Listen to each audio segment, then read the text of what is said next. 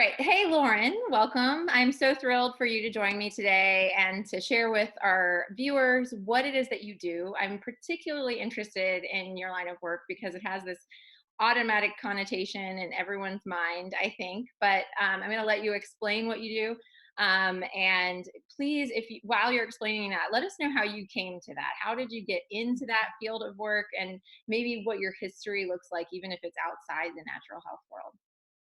Yeah, definitely. And thank you for having me, Lacey.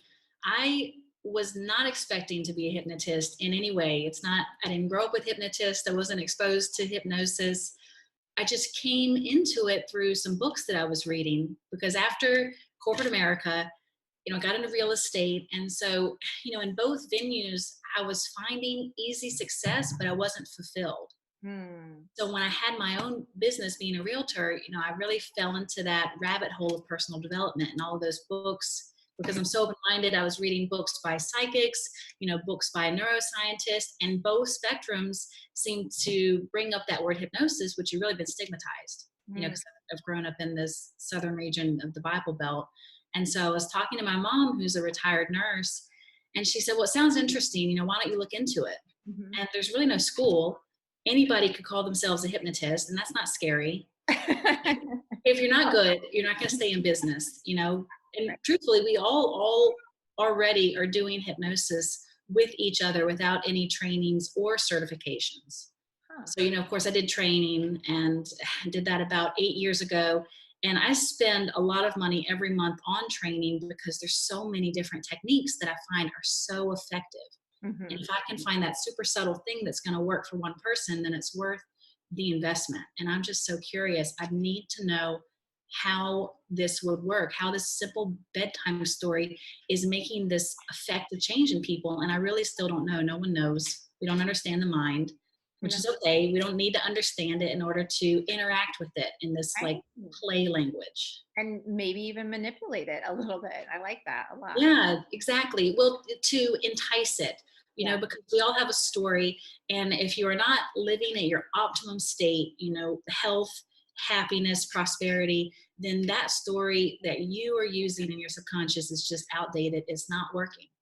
Yeah. Yeah, And definitely. yeah. I think it's one of those things. We talk about habits, and we talk about, kind of I don't know how you describe it, but forming new habits, and that's what makes your life. And I feel like those habits really do start in the brain, and it can be so much easier. I think with hypnosis, it makes it, at Mhm. least that thought is in my head that I could just make my brain different without the 30 days of doing something new or whatever. I like that idea a lot, and also how much, like you said, this hypnosis has already taken place in my life without my knowledge, and now if I can be aware of it, it can change my outlook a little bit. So that's really cool. Yeah, it's just finding the techniques. And so my tagline is a new approach to ancient techniques because, we use a lot of these techniques and a lot of other cultures. And for whatever reason, as we became more civilized, we became really focused on, producing cognitive Mm. thoughts, progressing ideas linear in time. Well, ideas exist linearly there, but we want to bring stuff here because you could be thinking a billion things, but you're only ever feeling one way. And Mm. the way that you are feeling is interacting with your autonomic nervous system. It's fueling your motivation, your hormones. And Mm. so you may be interacting with your environment and dealing with toxins or craving, chemicals from foods like drugs. Mhm. So I would say hypnosis is really effective in changing that chemical state Mm. in the moment. And because you now finally have relief, then whatever that coping mechanism was is just no longer as soothing, and you're just naturally going to be driven to doing better things for self-care. Oh, I love that. So that actually leads into a really good place, and that is, who are your clients? Like, who comes to you Yeah. and asks for your help? Thank you for asking that because I watched some of your earlier interviews because you're bringing so many amazing people together Hmm. to really help share to the community Mhm. what these alternative therapies can do because they're stigmatized and people are just misinformed. Mhm. Mhm. Truthfully, a lot of people come to me at their states of desperation. you Sure. know Yeah. Hypnosis is like the last result or Right. resort that Yeah. they have a friend or somebody that used it to quit smoking, or they've heard it can work for weight loss. And so they kind of think, well, can it work for this? Mhm. And so they might call me in that way. So I need clients who are ready for change. If they want to make a change and they're sort of like, yeah, I'm 70, 80% ready, then we aren't yet the right team. I need them when they're 100% ready. And Mhm. then that shift is going to happen, not because of my power to hypnotize them, but because of my goofiness to de-hypnotize them. Oh, I like that. Yeah. Dehypnotize. That sounds really nice. I like that. Mhm. Um, okay, so what are some examples? You mentioned smoking, Mhm. maybe some other addiction issues. What are maybe some other more, don't want to say common, but more prevalent issues that maybe might come up? I mean, when I like write out list like uses for hypnosis, I mean, it's so endless. I mean, I'm not licensed, in this state as a medical health professional. I'm not working with diagnosis, and I'm working with symptoms of any sort, Mhm. physical, physiological and psychological Mhm. symptoms. So often people will think about destructive habit change or self-image, confidence. I work with a lot of business elite, a lot of super athletes. I'll work with mothers, for childbirth or fertility or better connection in the bedroom. When I go to these hypnosis conventions, there's doctors using this for, anesthesia. And there's some progressive hospitals that are using this in place of anesthesia. And in the Wow. 50s, it was validated by the American Medical Association as being a substitute for anesthesia or for pain management. So it has real roots in the medical community. It's more recent that it got tangled up in the stage entertainment aspect, Mhm. Yeah. which is real. The stage stuff is real as an individualized person's experience. But it seems that the majority of people that come into my office are dealing with generalized anxiety, Anxiety. Yeah. or they fall into that high performance sector, because these are the people who are taking proactive measures, whereas Okay. the other people are sort of like, I've tried everything else, and I'm at the point where I'm about to take medication, or I'm about to take more medication, or the Mm. medications aren't working and I need to try something weird. Let's try hypnosis. Weird. Going for Yeah. weird. I like it. Yeah, when I think about it, I think about sort of just breaking cycles, whatever that cycle may be. How do we step in and interfere to keep that cycle from continuing on and on? Because those are the things that do develop our life. I mentioned habits, but that cycles happen in a almost a bigger, unseeable way until we just suddenly are like, oh yeah, now I see it. How do I stop it? So I love that. Having a tool to be able to do that is really powerful. Okay, so what would you say if you're in the room with a skeptic? How would you, besides hypnotizing them, how would you convince them to give it a try?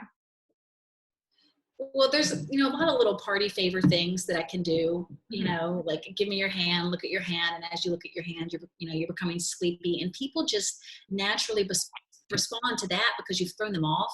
But a person who wouldn't interact in that way, a person who's maybe real stoic or skeptic, then I would really say you are hypnotizing yourself, Right. and whether or not you will allow me to hypnotize you is up to you. It's not up to me. Yeah. I'm not trying to gain power over you. I'm trying to help you. And if you don't want help, then I will instead just wish you all the best, because I can't work against you. So I make sure that people will participate Hmm. with me, because I'll do weird things in the office like scream therapy. And that usually takes people out of their comfort zone. Yeah. But it's kind of like that, how bad do you want change? How painful is staying stuck where you are? Is it more painful than embarrassing yourself and just screaming with me, in this closed office?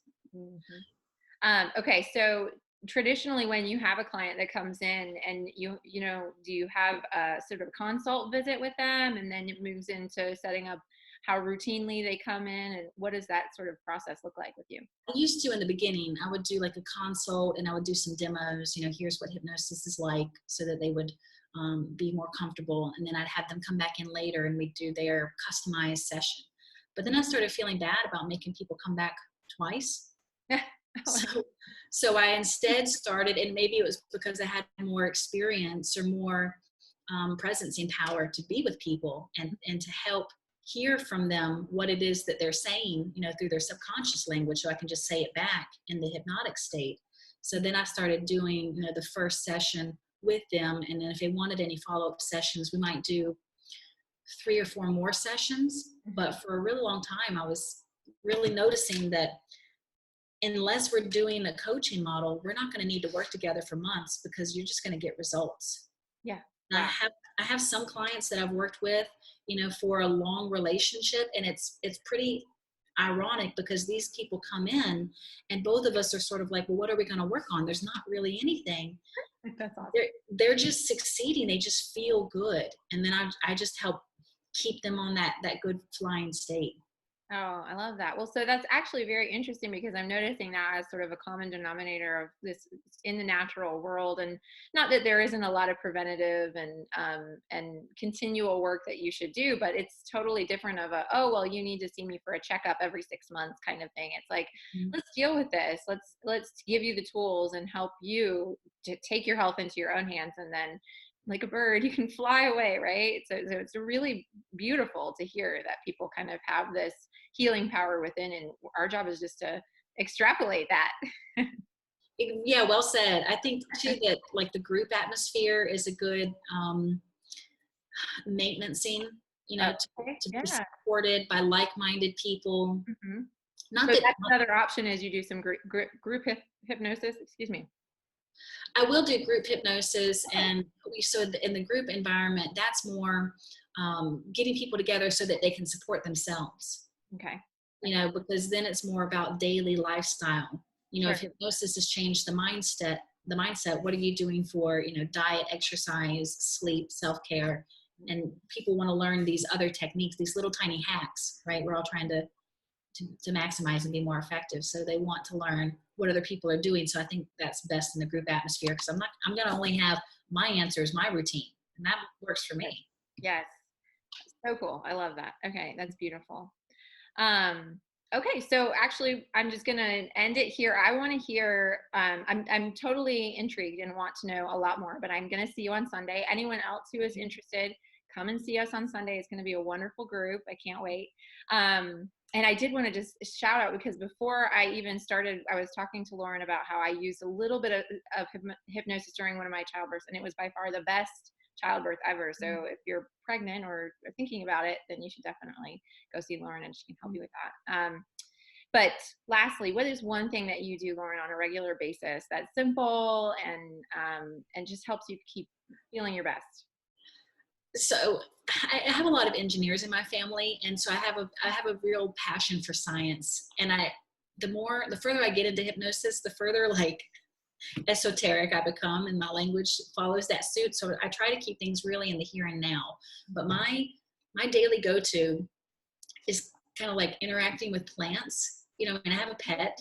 Yeah. And I really don't talk much with my pet, except for give them affection. So I'm not saying I talk to plants, but anytime I'm feeling stressed, like I picture my stress going to that plant, and just like plants give us oxygen, then Wow. they give me their static state, their presence, their flow. So I interact with plants would be sort of my most daily thing, because on high days when I'm really working and like rocking out a lot of clients and in that super high flow, I make sure that I go outside and get grounded.